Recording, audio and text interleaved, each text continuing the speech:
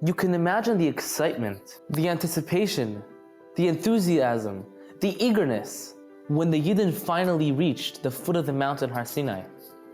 Imagine finally making it to the place where your life's mission will be decided right then and there. After a miraculous escape from Mitzrayim, Kriyas Yamsuf, the splitting of the sea, fighting with Amalek, the Yidden have finally made it to Har Sinai, to their destination. You would think they'd be jumping for joy, running to get the Torah at the fastest moment. But no, says the Torah, the Yidden arrive on Sunday, and that day, Moshe didn't tell them anything. There was no instruction given on that day. All the days later and before that were filled with instructions on what to do when you get there, how to conduct yourself when leading up to Matan Torah, and other laws and restrictions. But the day they actually got there, Moshe didn't tell them anything. V'lo amar lahu v'lo midi. Explains Rashi, the reason that Moshe didn't tell anything to them was quite simply miptei chulsha de orchasa, because they were weak from travel. They were worn out, exhausted. They needed a day to catch their breath. Are you serious? We count Sfira for 49 days every year to try to replicate the excitement and anticipation that the Yidden had from Pesach, from going out of Mitzrayim, leading up to Matan Torah. They worked on themselves, they elevated themselves, they've taken themselves from the Mem Tesh Shari Tumah, from the lowest levels of impurity to being God's chosen nation. But yet when they finally got to where it's all at, they were tired, they took a day off. Are you serious? Even if you find a way to explain to me that they needed a day off, why was it because they were tired? Anybody who knows Chumash knows that this happened on a Sunday. Guess who rested the day before? The Yidden on Shabbos. So not just did they needed rest, they needed extra rest, Shabbos and Sunday off.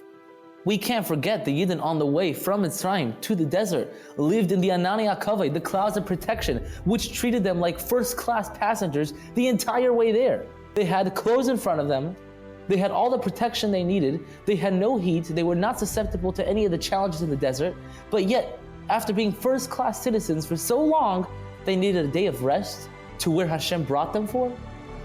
Explains the Rebbe, you have to look into what happened when the Yidden got there. The Torah tells us, Vayichan Sham Yisrael neged ahar, and he encamped there next to the mountain. Rashi explains the reason why Vayichan is said, and he encamped, in a singular term, instead of saying, and they encamped, is because at that point, the Yidden encamped, Ke'ish echad b'leiv echad, like one man, like one heart. And as Rashi continues, all the other encampments of the Yidden were filled with fighting. Explains the Rebbe that this doesn't mean physical fighting and they were just constantly fighting and not having Avos Yisrael with each other every single time they encamped somewhere. Explains the Rebbe that all other encampments were on a very limited scale. They lived like first-class citizens. All they did was learn Torah. And learning Torah with someone else comes with its fair share of arguments. Shiva Panam LaTorah. There are 70 faces to Torah. There's gonna be arguments. Most of halacha is filled with people arguing over what's the halacha. But when they came to Matan Torah, they realized something more than what they saw before. What they saw was that there are times that we have to look past our differences and our disagreements and remember that we are still one nation no matter what the other person thinks.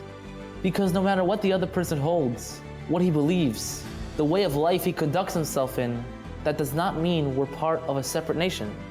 Ke'ish echad b'leiv echad, like one man, like one heart, means literally that no matter what part of the body you're in, no matter what part of the Jewish body you represent, it could be the hands, it could be the feet, it could be the head. We're one body, we're one team, no matter what anybody holds.